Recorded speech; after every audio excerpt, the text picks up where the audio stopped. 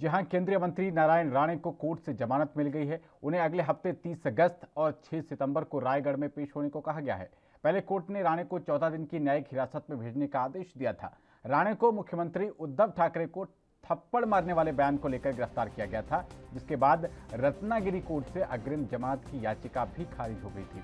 इतना ही नहीं, Bombay high court से भी राहत नहीं मिली, जिसके बाद पुलिस ने नारायण राणे को मंगलवार को हिरासत में ले लिया। कुछ देर बाद शाम 5 बजे के करीब उन्हें गिरफ्तार कर लिया गया।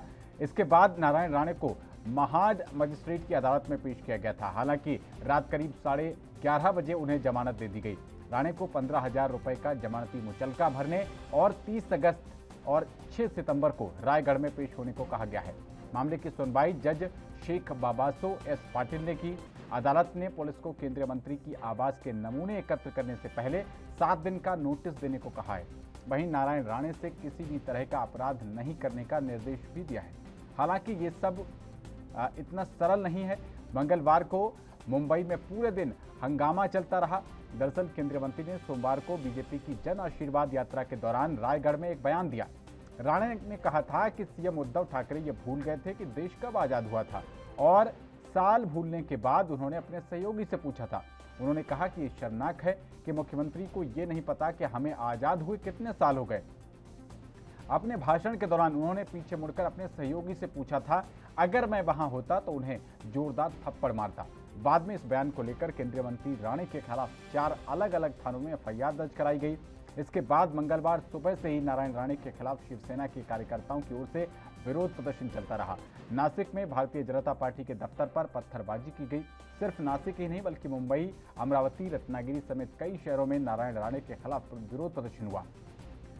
उधर भारी दबाव के बीच नारायण राणे को गिरफ्तार कर लिया गया, लेकिन रात 11 बजे के करीब नारायण राणे के लिए राहत की खबर आई, जब महाड कोर्ट ने केंद्रीय मंत्री को बड़ी राहत दे दी।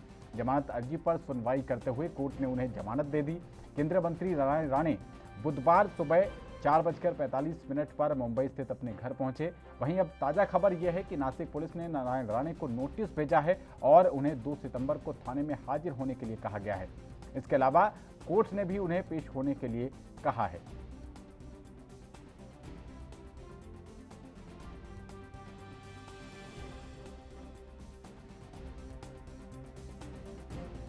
तो मुंबई में नारायण राणे को लेकर विवाद थमता हुआ नजर नहीं आ रहा है। अब नासिक पुलिस की तरफ से एक बार फिर से उनको नोटिस भेजा गया है। वहीं अदालत की तरफ से भी 30 अगस्त और 6 सितंबर को रायगढ़ में उनको पेश होने के लिए कहा गया है। पॉलिटिकल जो एक्सपर्ट हैं वो ये कह रहे हैं कि ये एक पुरानी अदावत है, क्योंकि जब शिवसेना में नारायण राणे हुआ करते थे उस वक्त से ही उद्धव ठाकरे के बीच उनकी तलखी रही है, और अब उद्धव सरकार को एक मौका मिला है तो वो नारायण राणे को किसी भी कीमत पर बख्शना नहीं चाह रहे हैं। फिलहाल शिवसैनिक काफ़ी ज़्यादा आक्रोशित हैं और तमाम जगहों पर बीजेपी के दफ्तरों पर भी आगजनी की खबरें सामने आ रही हैं। उधर हैरानी भरी बात ये रही है कि बीजेपी के नेता और पूर्व मुख्यमंत्री देवेंद्र फडणवीस की तरफ से थोड़ा नरम रुख अपनाया गया और उन्होंने साफ तौर पर वो शिवसेना पर हावी होते हुए दिखाई नहीं दिए। उन्होंने ये भी कहा कि नारायण राणे को मुख्यमंत्री पर बयान देते समय थोड़ा संयम बरतना चाहिए था। तो अब ये पूरा मामला जो है वो राजनीतिक होता चला जा रहा है और इसमें पक्ष विपक्ष समेत कई धड़े जो है वो आकर खड़े हो गए हैं। एक तरफ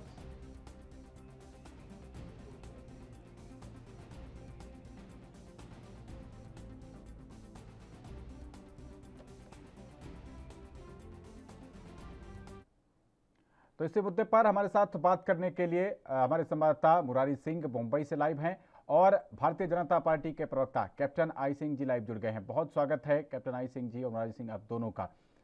सबसे पहले आपसे ही शुरुआत करते हैं कैप्टन आई सिंह जी, क्या ये जो महाराष्ट्र में जो कुछ हो रहा है वो नारायण राणे की व्यक्तिगत अदावत की वजह से है, या फिर बीजेपी के प्रति जो एक दुराग्रह अभी आने वाले दिनों में भी देखा जाएगा और पिछले वक्त में भी देखा जा रहा है शिवसेना के द्वारा, तो ये उसके रूप में देखा जाए? कृपया लाइन पर। कैप्टन आई सिंह जी, क्या सुन पा रहे हैं आप मुझे?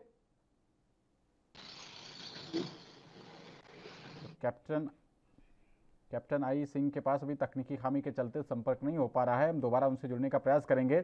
मुरारी सिंह जी, ये जो अदावत चल रही है इसके पीछे मुख्य वजह क्या मानी जाए? क्या जो उद्धव ठाकरे और नारायण राणे के बीच का जो पिछली अदावत रही है वो है, या वाकई ये बयान है?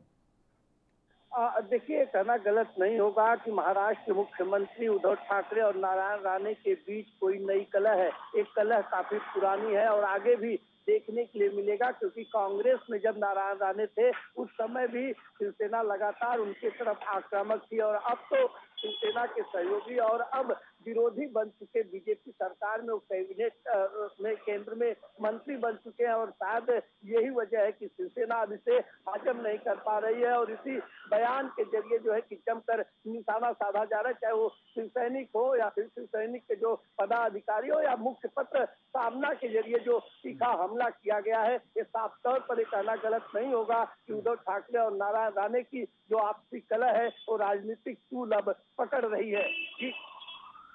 ठीक है, आते हैं आपके पास। कैप्टन आई सिंह जी, सुन पा रहे हैं आप मुझे? हेलो। हाँ कैप्टन आई सिंह जी, ये जो अब नारायण राणे आपकी सरकार में ही मंत्री हैं, अब उनको जिस तरीके से गिरफ्तार किया गया, उसके बाद देर रात उनको जमानत मिली, लेकिन अभी फिर नासिक पुलिस ने जो है उनको नोटिस भेजा है और सुनवाई के लिए उनको दोबारा पेश होने के लिए कहा है। क्या इसके पीछे बड़ी वजह क्या है? क्या आपकी जन आशीर्वाद यात्रा, जिसको कि बताया जा रहा है आपके जैसे नितिन, आपके जो राष्ट्रीय अध्यक्ष हैं जेपी नड्डा जी, उनकी तरफ से कहा गया, या फिर ये पुरानी अदावत जो उद्धव ठाकरे और नारायण राणे के बीच चली आ रही थी वो विशेष वजह है? नहीं यहाँ पांडे जी, हमारे यहाँ ऐसी कोई पुरानी अदावतें और इन चीजों पे हम कभी ध्यान नहीं देते हैं। हमारी जो जन आशीर्वाद यात्रा चल रही थी, महाराष्ट्र सरकार उससे बुरी तरह घबरा चुकी थी। उन्हें लगा कि इतना भारी जो है ना जन समर्थन इनके साथ चल रहा है, तो उसके देख के ये है ना, ये जो है ना एक बौखलाए हुए थे। और नारायण राणे जी ने अगर कुछ कहा है तो गलत नहीं कहा है। एक प्रांत का मुख्यमंत्री, और उसे यही जानकारी नहीं है कि देश को आजाद होके कितने साल हो गए, कितने साल में हम प्रवेश कर रहे हैं, कितने हम पूरे कर चुके हैं, तो उन्होंने उसी का उच्चारण किया कि ऐसे मुख्यमंत्री अगर ऐसा हो तो कान पे लगा दे, कोई बड़ी बात नहीं है। तो सोचने वाली बात यह है, आप देखिए कि महाराष्ट्र में इतने बड़े बड़े क्राइम हुए, चाहे वो दिशा सैनियान का मर्डर हुआ हो, या वहां पर 3 साधुओं के मर्डर हुए हो, और उसका राजपूत का मर्डर हुआ हो, कोई वहां पर एफआईआर दर्ज नहीं हुई। वहां का शासन कान में तेल डाल के बैठे रखा। और एक केंद्रीय मंत्री जो वर्तमान में केंद्र का मंत्री है और पूर्व में महाराष्ट्र का सीएम रह चुका है, उसके लिए तुरंत एफआईआर हो जाती है। पूरा पुलिस फोर्स जो है ना, मैं कमिश्नर के दल बल के उसको गिरफ्तार करने के लिए निकल पड़ता है। तो सोचिए कि ये सरकार कर क्या रही है, ये जा कहाँ रही है। ये जो है ना, जो वहां पर इतने उग्रवादी और ये बैठे, उनको गिरफ्तार नहीं किया जा रहा है। जो मर्डरी बैठे हैं, जो दो तीन मर्डर करके बैठे हुए, उनको बिल्कुल ध्यान नहीं दिया जा रहा, उन्हें पुलिस प्रोटेक्शन दिया जा रहा है। और जो है ना, एक मंत्री, एक पूर्व सीएम, उसके लिए जगह जगह में मुकदमे दर्ज हो रहे हैं। तो ये मैं तो ये कह रहा हूं कि जो तालिबान में तालिबानी कर रहे हैं महाराष्ट्र में, वही जब से ये सरकार आई है, टिकड़ी सरकार, तब से महाराष्ट्र में तालिबानी शासन नजर आ रहा है। चाहे आप देख लिए ना, बार बार यही हुआ है। ड्रग्स माफिया वहां बुरी तरह से काबू हो रहा है, ड्रग्स माफियों से वहां पैसा वसूल हो रहा है, भू माफिया वहां है। आपने देखा मनसुख हिरेन की हत्या किस तरह से जो है ना, इनके एक उगाई थानेदार ने करी थी, जो महीने में 100 करोड़ की उगाई कर रहा था। उसमें इनके कितने गृह मंत्री इनके फंसे, गृह मंत्री के ऊपर इन्होंने कोई जांच नहीं बैठाई, जिस पर 100 करोड़ का सीधा सीधा जो है ना उन्हीं के कमिश्नर ने लगाया था ब्लेम। तो उसके ऊपर ना जांच बैठाई, ना इन्होंने उसकी गिरफ्तारी करी, ना एफआईआर करी, कुछ नहीं किया इतने बड़े कांड में। और मनसुख हिरेन का जो मर्डर हुआ, मनसुख हिरेन के मर्डर में एफआईआर तक दर्ज नहीं हुई। और ये सरकार, एक केंद्रीय मंत्री, पूर्व सीएम, उसके ऊपर तुरंत एफआईआर कर देती है और उसको गिरफ्तार करने के लिए पूरा दल बल फोर्स निकल पड़ता है। तो आपको कहीं लग रहा है कि महाराष्ट्र में एक जो है ना सरकार अच्छा काम कर रही है, एक लोकतांत्रिक सरकार कहीं महाराष्ट्र में आपको नजर आ रही है? तो महाराष्ट्र इस टाइम बिल्कुल जो काबुल में वहां पर जो तालिबानी कर रहे हैं, वही महाराष्ट्र में बहुत दिनों से हो रहा है। और समय समय पर ये जो है ना अपना उग्र रूप दिखाई देता रहता है। तो पांडे जी, महाराष्ट्र की स्थिति बहुत दयनीय है, और लोग जिस तरह से काबुल छोड़ के भाग रहे हैं, इसी तरह से महाराष्ट्र से लोग कितने बार वहां से फ्लाइंग कर चुके हैं और अभी भी कर रहे हैं। क्योंकि वहां इनके जो शिव सैनिक जो गुंडे हैं, वो गुंडे सरेआम किसी को भी मारने घर में घुस जाते हैं। जिस तरह से आपने देखा होगा कल हमारे हर शहर में हमारे बीजेपी जो कार्यालय है, मुख्यालय है, उनमें तोड़फोड़ करी गई है, उनपे पथरावबाजी करी गई है। तो ये क्या है? इसको आप तालिबान नहीं कहेंगे कि एक लोकतांत्रिक सरकार कह सकते हैं क्या? ठीक है, आते हैं आपके पास, वापस आएंगे, हालांकि आपसे पूछेंगे, वापस आके आपसे ये पूछेंगे, तब तक आप जवाब ढूंढ कर रखिएगा कि क्या मुख्यमंत्री जैसे एक संवैधानिक पद पर बैठे व्यक्ति के लिए थप्पड़ मारने वाली बात कितनी जायज होगी। लेकिन उससे पहले मुरारी सिंह जी, ये जो तमाम पूरा एपिसोड अभी चल रहा है, जन आशीर्वाद यात्रा तो शायद अब बीच में ही टूट गई, गिरफ्तारी हो गई, आगे शायद बढ़ ना पाए, और जो बीजेपी के कार्यकर्ता हैं, बताया जा रहा है कि उन पर भी हमले हो रहे हैं। शिव सैनिकों का जो एक पुराना अंदाज रहा है, क्या लगता है आने वाले समय में ये मुद्दा और भी ज्यादा गरमाने वाला है? देखिए, कहना गलत नहीं होगा, क्योंकि जिस तरीके ने शिव सैनिकों ने महाराष्ट्र के मुख्यमंत्री और शिवसेना पक्ष प्रमुख उद्धव ठाकरे को लेकर हुई टिप्पणी में आक्रामक हुए हैं और जिस तरीके से तोड़फोड़ हुई है, पथराव हुआ है, स्याही फेंकी गई है, जगह जगह पर चक्का जाम किया गया है, ऐसे में बीजेपी के भी जो कार्यकर्ता है, पदाधिकारी है, वो पूरी तरह से जो है जवाब देने के लिए तैयार है। अगर प्रसाद लाड की माने, जो हमारे मुंबई के नेता है, उन्होंने पुलिस स्टेशन में बैठ गए, धरना प्रदर्शन करने लगे, अधिकारियों से जांच की मांग करने लगे, तो ऐसे तमाम पहलुओं पर अगर नजर डाले तो बीजेपी और शिवसेना, ये दोनों के जो कार्यकर्ता या पदाधिकारी है, एक कहीं से भी इस राजनीति को आगे बढ़ाने में कर सकते हैं, कोई कोर और कसर नहीं छोड़ रहे हैं। और इसका नतीजा था कि कल पूरा दिन महाराष्ट्र के लगभग 17 जिलों में इस तरीके की घटनाएं देखने के लिए मिली। जी चलिए, बहुत शुक्रिया मुरारी सिंह जी आपका इस अहम जानकारी के लिए। कैप्टन जी, आपके पास आते हैं उसी सवाल के साथ, जो एक प्रदेश के सबसे बड़े पद पर बैठा हुआ है, मुख्यमंत्री जनता का चुना हुआ प्रतिनिधि है, उसके लिए अगर आप इस तरीके के शब्दों का इस्तेमाल करते हैं कि थप्पड़ से मारा जाएगा, कितना सही है ये?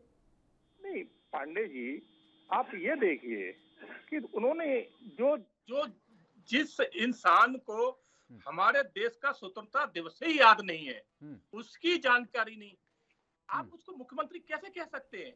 वो तिगड़ी सरकार मिलजुल के कहीं का ईंट कहीं का रोड़ा, भानुमती ने कुनवा जोड़ा, इस तरह करके जो है ना मुख्यमंत्री वो बन के बैठ गए। तो वो मुख्यमंत्री वो सोच रहे हैं कि अब जो है ना यहाँ पर बिल्कुल हमारा तालिबानी शासन है, जिस तरह से वो हैंडल कर रहे हैं। कभी उन्होंने शिव सैनिकों पे कभी अंकुश लगाया? जिस तरह से वो एक आपने देखा होगा, पिछले साल की बात है, एक पूर्व सैनिक को घर में घुस के इनके शिव सैनिकों ने मारा था बुरी तरह से। हर वहां मतलब कोई भी उद्धव ठाकरे के खिलाफ अगर एक शब्द कह दे तो इनके शिव सैनिक बेलगाम हो जाते। मैं इनके शिव सैनिकों को चैलेंज करता हूं कि महाराष्ट्र से निकल के आप आइए, दिखाइए तांडव करके, तुम्हारे मुंह पे इतनी कालिक पोत के और जूतों की माला से स्वागत करके अगर यहाँ से ना भेजा जाए तो बता देंगे। आप सिर्फ उतने ही बीच में आप अपनी नौटंकी कर सकते हो। बड़े नेता और पूर्व मुख्यमंत्री देवेंद्र फडणवीस जी तो ये कह रहे हैं कि उनको संयम बरतना चाहिए था जिस समय वो मुख्यमंत्री के लिए कोई बयान दे रहे थे। नहीं, हम उस बयान को, मैं भी उसको जस्टिफाई नहीं कर रहा हूँ। वो ठीक है, किस हिसाब से दिया उन्होंने, क्या है, वो नारायण जी की सोच रही होगी उस टाइम कि उन्होंने देश के प्रति क्या अपने मन में प्रेम और वो रख के और उसके लिए लगा के अगर कोई इसको नहीं जानता है तो वो कहाँ होगा, उसको मैं भी जस्टिफाई। मगर जिस तरह से इन्होंने जो करके दिखाया है कि एक केंद्रीय मंत्री, एक मामूली, आप वहां के छोटे पूरे जो है ना गुंडे बदमाश है जिनको आप गिरफ्तार नहीं कर पाते, उन पे आप मुकदमे दर्ज नहीं कर पाते, और आपने केंद्रीय मंत्री और पूर्व सीएम पे तुरंत मुकदमे अलग अलग थाने में मुकदमे और उसको गिरफ्तारी कराने में इतनी जल्दी बरती जैसे कोई वो बहुत बड़े डॉन माफिया हो। तो आप यहीं से इनकी मंशा से आप देख लिए कि क्या इनकी मंशा है और सरकार वहां किस तरह से काम कर रही है। तो महाराष्ट्र सरकार टोटली तालिबानी तरीके से वहां काम कर रही है। वहां की जनता जब से ये सरकार बनी है बिल्कुल परेशान है, बुरी तरह परेशान है। ना कोई धंधा अपना कर पा रहा है ठीक से, ना रेड़ी खोमचे वाले अपने जो फल रोड पे लगा पाते थे उनके साथ डेली लूट मार होती है, उनसे हफ्ता वसूली होती है। तो ये सरकार जिस दिन से आई है, मैं कह रहा हूँ बिल्कुल फेल्यूर सरकार है। ऐसा मुख्यमंत्री महाराष्ट्र में पहले कभी नहीं आया जो ये मुख्यमंत्री आया, जिसने महाराष्ट्र की जनता को जो ना बिल्कुल परेशान करके रख दिया। जनता ये कह रही है कि हमारे कब ये समय निकलेगा, कब ये मुख्यमंत्री यहाँ से हटेगा तो मैं राहत महसूस करूंगा। तो महाराष्ट्र का बहुत बुरा हाल है पांडे जी। मैं यही कहना चाहूंगा। कैप्टन आई सिंह जी, एक इसमें पॉलिटिकल एंगल भी निकलकर सामने आ रहा है। बताया जा रहा है कि आगे आने वाले विधानसभा चुनाव में नारायण राणे जो हैं वो बीजेपी की तरफ से सीएम फेस हो सकते हैं, और इसी को लेकर जेपी नड्डा की तरफ से तो कड़ी प्रतिक्रिया की गई, लेकिन देवेंद्र फडणवीस की तरफ से उतनी कड़ी प्रतिक्रिया नहीं की गई। ये देखो, हमारे यहाँ आप जानते हो कि सीएम जो हमारा पार्लियामेंट वोट होता है वो विचार करता है किसको हम कमान दें, किसको ना दें, और जो अच्छा होता है, जो लगता है कि वो हमारे प्रांत को अच्छा चला सकता है, उसी को हम बनाते हैं। हमारे यहाँ पहले से ऐसा कुछ नहीं होता। तो ऐसे ये कवायद तो नहीं हम कह सकते कि सीएम की होड़ लगी, वो कांग्रेस में होड़ लगती। जैसे आपने देखा होगा कि अभी पंजाब में अरविंदर को हटाने के लिए पूरी वहाँ कैंपेन चल रही है, इधर छत्तीसगढ़ में भी बघेल को हटाने के लिए चल चुकी है। हमारे यहाँ ये चीजें नहीं होती। हमारे यहाँ जिसको फाइनल कर दिया वही फाइनल होता है। तो पांडे जी, ये चीज तो कहना ठीक नहीं होगा। बाकी इतना मैं कहूंगा कि महाराष्ट्र में आज सरकार नाम की चीज नहीं है, और महाराष्ट्र के सीएम को तो मैं कहता हूँ एक पल भी जो है ना पद पे बने रहना, क्योंकि सीएम की बहुत बड़ी गरिमा होती है, बहुत बड़ा उसे राज धर्म निभाना पड़ता है, और सीएम उद्धव ठाकरे राज धर्म ना निभा के वो सिर्फ जो है ना स्वार्थ की राजनीति, कुर्सी की राजनीति और परिवारवाद की राजनीति, और सबसे बड़ी वो भूमाफियाओं की और वसूलियों की राजनीति कर रहे हैं। इससे आगे उनकी कोई राजनीति नहीं है, ना कोई राजधर्म है उनका। ठीक है, वापस आते हैं आपके पास कैप्टन साहब। इसी बीच हमारे साथ शिवसेना के प्रवक्ता आनंद दुबे जी जुड़ गए हैं। बहुत स्वागत है आनंद दुबे जी एनबी न्यूज पर आपका। और पहला सवाल आपसे यही है कि आपने थप्पड़ मारने वाले बयान को लेकर गिरफ्तारी करवा ली। यही उद्धव ठाकरे जी ने 2018 में यूपी के सीएम योगी आदित्यनाथ के लिए कहा था कि मैं होता वहां पर तो चप्पल से मारता। तो सर, चप्पल से मारना वो जस्टिफाइड था, थप्पड़ से मारने की बात गलत है? सबसे पहले तो आपको बता दूं कि दुनिया का सबसे बड़ा लोकतंत्र भारत है। भारत में बहुत सारे नेताओं के आपस में मतभेद होते हैं, लेकिन कभी मनभेद नहीं हुआ। चाहे पंडित जवाहरलाल नेहरू और पंडित अटल बिहारी वाजपेयी जी की बात हो, चाहे इंदिरा जी और चंद्रशेखर जी की बात हो, चाहे शरद पवार जी की और बाला साहब ठाकरे जी की बात हो, चाहे विलासराव देशमुख जी और गोपीनाथ मुंडे जी की बात हो। नेता एक वैचारिक लड़ाई लड़ते हैं, राजनीतिक लड़ाई लड़ते हैं, लेकिन कभी पर्सनल अटैक नहीं करते। लेकिन पिछले 1.5-2 दशक से हम देखते आ रहे हैं कि नारायण राणे जी सिर्फ एक ही पार्टी, एक ही व्यक्ति के खिलाफ ऐसे ऐसे बयानबाजी करते हैं जो अशोभनीय है। कभी उन्हें अपशगुन कहते हैं, कभी कहते हैं कि हम कान के नीचे मारेंगे।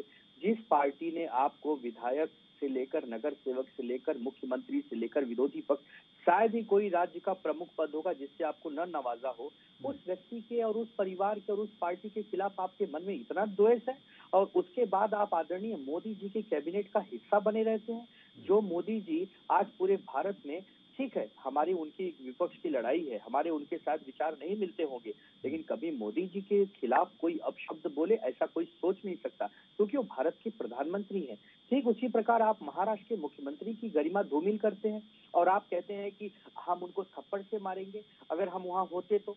अरे आपकी इतनी हिम्मत कैसे होती है? आने वाली युवा पीढ़ी क्या सीखेगी आपसे? आप एक राजनीति में, आपका एक कद है, लोग आपको अपना आदर्श मानते हैं। लाखों और करोड़ों लोगों के लिए आप क्या मैसेज छोड़ना चाहते हैं? मैं आपसे पूछना चाहता हूँ। और आपके शिवसेना के कार्यकर्ताओं को, बीजेपी के कार्यकर्ता यदि कहेंगे कि हिम्मत हो अपनी माँ का दूध पियो तो हमारे घर के नीचे आओ, तो क्या युवा सेना के कार्यकर्ता घर पर बैठे रहेंगे, आह्वान स्वीकार नहीं करेंगे? हम तो शिवसेना है ना, हमारा एक स्टाइल है देश में, हम तो हिंदुत्व के लिए लड़ने वाली पार्टी माने जाते हैं, अपनी जान भी देने की तैयारी रखते हैं। तो हम क्या रास्ते पर उतर के आपकी क्रिया को प्रतिक्रिया नहीं देंगे? ठीक है, आप बताइए मुझे। लेकिन आप 2 शब्द उस पर भी बोल दीजिए कि चप्पल मारने वाली जब बात स्वयं खुद इन्हीं उद्धव ठाकरे जी ने कही थी तो वो कितनी ठीक थी? पार्टी के उस समय भारतीय जनता पार्टी के नेता और कार्यकर्ता क्या कर रहे थे? यदि आपको लगता है कि हमारी तरफ से कोई गलती हुई तो आप हम पे केस करिए, आप हम पर कानूनी कार्रवाई करिए। हमने वही किया है ना। राज्य सरकार ने कानूनी प्रक्रिया में क्या, देखिए इस भारत में राज्यपाल और राष्ट्रपति जी से बड़ा कोई नहीं है। आप केंद्रीय मंत्री होंगे तो क्या आप मीडिया को धमकाएंगे? आप केंद्रीय मंत्री होंगे तो आप कुछ भी करेंगे? आप कानून से बड़े हैं क्या? ये डॉक्टर बाबा साहब अम्बेडकर जी द्वारा लिखा गया संविधान का भारत है। यहाँ पर कोई कानून से बड़ा नहीं है। जो गलती करेगा वो सजा भोगेगा। इससे पहले भी बड़े बड़े केंद्रीय मंत्री भी जेल जा चुके हैं। आप देखिए ना, हम थोड़ी किसी का दुरुपयोग करते, दुरुपयोग तो केंद्र सरकार करती है। ठीक है, कैप्टन जी वो कह रहे हैं कि सीएम योगी के लिए जब कहा गया था तो आप लोगों ने कार्रवाई क्यों नहीं की? हाँ, वही मैं आपको कहना चाह रहा हूँ। अभी जैसे शिवसेना के प्रवक्ता जी कह रहे थे तो जब इनकी तरफ से जो योगी आदित्यनाथ के लिए स्वयं यही शब्द निकाले गए थे, तो इन्होंने क्या कार्रवाई करी थी? कुछ करी थी? नहीं करी थी। और हमने फिर भी इनके खिलाफ कोई मुकदमा दर्ज नहीं किया, क्योंकि मैं लोकतांत्रिक तरीका को समझता हूं अच्छी तरह से। ये लोग नहीं समझते। ये कह रहे थे कि हमारे शिव सैनिकों को चैलेंज कर। अरे भाई, महाराष्ट्र में शिव सैनिकों को चैलेंज कौन करेगा? वो तो खुलेआम गुंडागर्दी करते हैं, उनको कोई कर ही नहीं सकता चैलेंज। तो और मैं ये इनको मैं बताना चाहूंगा शिवसेना के प्रवक्ता जी को कि आपको चैलेंज महाराष्ट्र के बाहर सब कर रहे हैं। आपके शिव सैनिक इतने ही लड़ाकू हैं, इतने ही हिम्मत वाले हैं, तो आप आइए महाराष्ट्र से निकल के बाहर। देखो, आपके शिव सैनिकों की शकल बना के बिल्कुल यहाँ हनुमान के रंग के भेजा जाएगा। इनको हनुमान बना के भेजा जाएगा। आपकी जो भाषा है ना बीजेपी के प्रवक्ता की, यह शोभनीय है। आपको शर्म आनी चाहिए। शिवसेना पूरे भारत में है। आप किस राज्य का नाम लीजिए, आप किस राज्य से हैं बताइए मुझे। आपके उसी राज्य में शिवसेना वहाँ पर मौजूद है। क्या बात करते हैं आप? शिवसेना थी जब तक बाला साहब ठाकरे थे, तब तक शिवसेना थी। अब तो गुंडे बचे हैं, अब शिवसेना नहीं है। बाला साहब तक शिवसेना थी, जो हिंदुत्व की लड़ाई लड़ती थी, हिंदुत्व पे चलती थी। अब ना तुम्हारे पास हिंदुत्व बचा है, ना शिवसेना बची है। अब बचे हैं तो तुम्हारे पास सिर्फ गुंडे बचे हैं, और गुंडों के बल पे जो है ना कितने दिन शासन करोगे? ठीक है आनंद दुबे जी, कहा तो ये जा रहा है कि नारायण राणे के खिलाफ आप कोई बहाना ढूंढ रहे थे। जब वो बाला साहेब के मेमोरियल से उन्होंने जन आशीर्वाद यात्रा की शुरुआत की, तो आप लोगों ने गौमूत्र से उसका शुद्धिकरण करवाया। तो ये तो आपको एक मौका मिल गया और आपने कार्रवाई कर डाली, वरना इससे बड़े बड़े आपके पास इश्यूज पेंडिंग हैं। वहां पर आपकी कार्रवाई, वहां पर आपकी कानून व्यवस्था चाक चौबंद नहीं दिखती। प्रकार नारायण राणे जी को शिवसेना ने सब कुछ दिया, और उन्होंने जो शिवसेना के साथ गद्दारी की, उसके बाद कार्यकर्ताओं की भावना को ठेस पहुंचेगा। ये स्वाभाविक बात है। यदि कोई उनके यहाँ आकर दर्शन करता है तो उसके बाद अगर शुद्धिकरण करते हैं तो कार्यकर्ताओं की भावना है, उसमें पार्टी के शीर्ष नेतृत्व ने कोई टिप्पणी नहीं की। वो कार्यकर्ता अपना अधिकार समझते हैं। लेकिन मुझे एक बात हैरानी ये होती है कि जब आप मुख्यमंत्री जी के लिए ऐसे शब्दों का प्रयोग करते हैं और आपके बीजेपी का कोई नेता उसको बचाव में नहीं, मतलब कोई ये नहीं कहता कि नहीं ये गलत है, ऐसी टिप्पणियों से बचना चाहिए।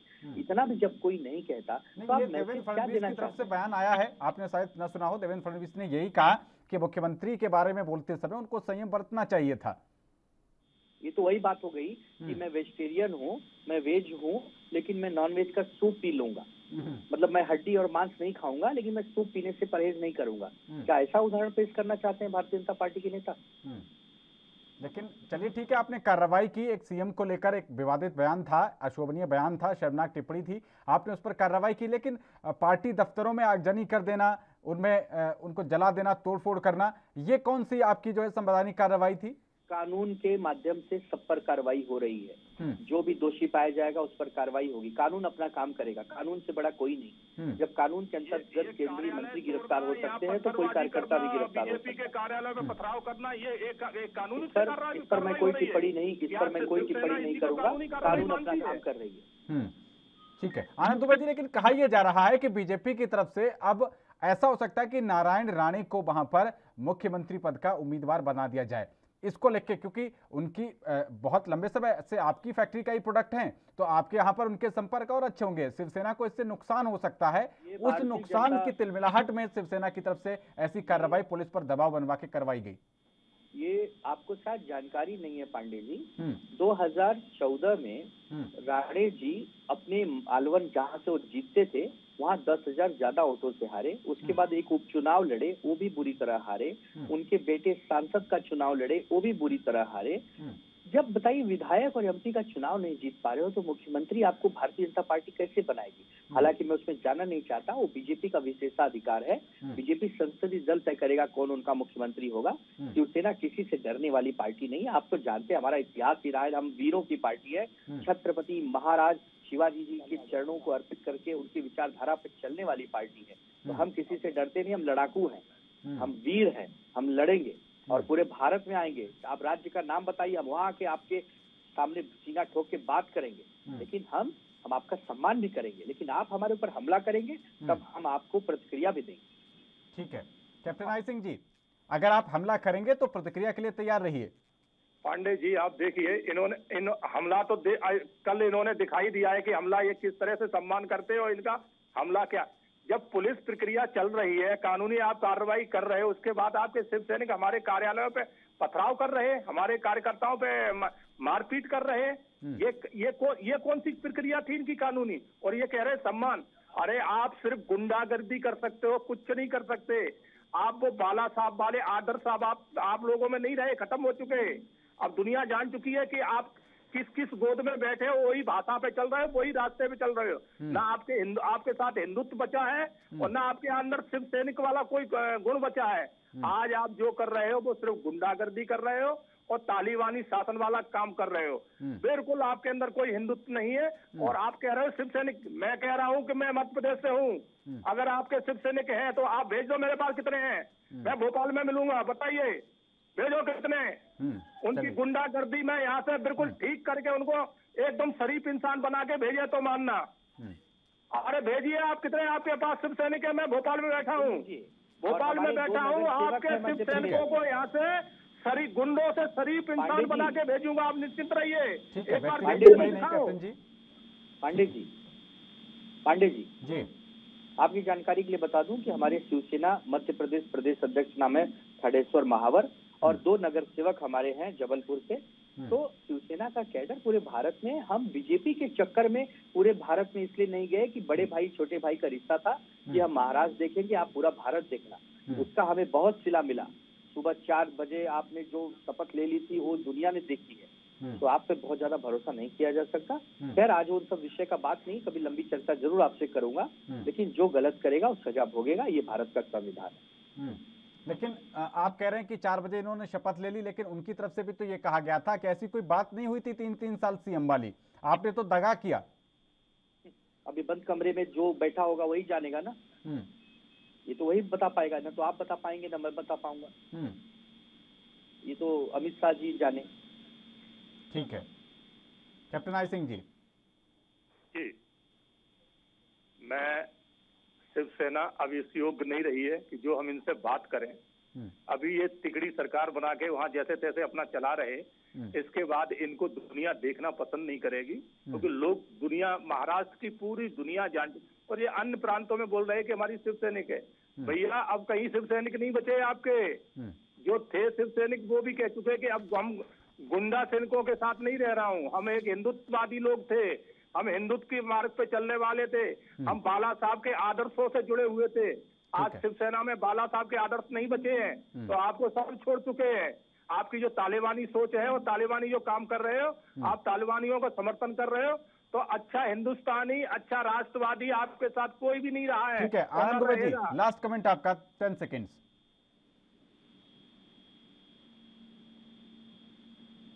आनंद दुबे जी आवाज मिल रही है आपको? हाँ मिल रही है, बताइए। हाँ लास्ट कमेंट आपका, लास्ट 10 सेकेंड्स। अच्छा मैं बोलूं जी?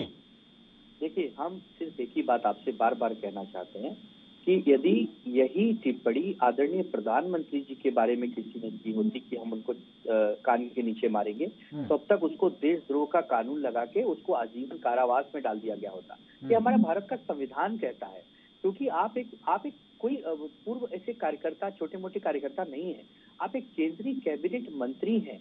आप जो कहते हैं देश और दुनिया उसको अपने जीवन में उसको ढालती है, आपके मुंह से बात शोभा नहीं देती। यही कोई छोटा मोटा कार्यकर्ता कहता तो लोग उसको इतनी तवज्जो नहीं देते, लेकिन जब आप कहते हैं, और मोदी जी की कैबिनेट के हिस्से हैं, बहुत सारे और भी मंत्री हैं जो बड़ बोले करते हैं, उन्हें भी बोलने से बचना चाहिए। क्योंकि देखिए यह देश तो आखिर अंत में हम सभी भारतीयों का ही है ना, हम एक फूल के गुलदस्ते हैं ना, हम आपस में यदि बहस करेंगे और हम आपस में दूसरे के गिरावन फाड़ेंगे तो कहीं न कहीं नुकसान ही है ना। आदित्यनाथ के लिए शब्द कहे थे, मुंह से निकाले थे, इनके मुख्यमंत्री ने निकाले थे, इनके और भी वरिष्ठ नेताओं ने निकाले, तब इनके ये आदर्श कहाँ थे? ठीक है चलिए, बहुत शुक्रिया आनंद दुबे और कैप्टन आई सिंह जी, आप दोनों का वक्त इतनी इजाजत दे रहा है, आप दोनों का बहुत शुक्रिया एनबी न्यूज से जुड़ने के लिए। तो लगातार अब ये मामला जो है वो गरमाता हुआ नजर आ रहा है, और ये भी आने वाले समय में देखने को मिल सकता है कि बीजेपी की तरफ से अब नारायण राणे को सीएम फेस प्रोजेक्ट करने की बात भी अभी अटकलें लगाई जानी शुरू हो गई हैं। उसी के मद्देनजर देवेंद्र फडणवीस की तरफ से जो प्रतिक्रिया आनी चाहिए थी, जैसी प्रतिक्रिया बीजेपी के राष्ट्रीय अध्यक्ष जेपी नड्डा की तरफ से आई, वो देखने को नहीं मिली। उन्होंने संयम बरतने की नसीहत दी है। अब ये ये जो संघर्ष है ये कहां जाकर ठहरता है, इस पर रहेगी एनबी की नजर। फिलहाल इस पेशकश में इतना ही। रुक रहे हैं एक छोटे से ब्रेक के लिए और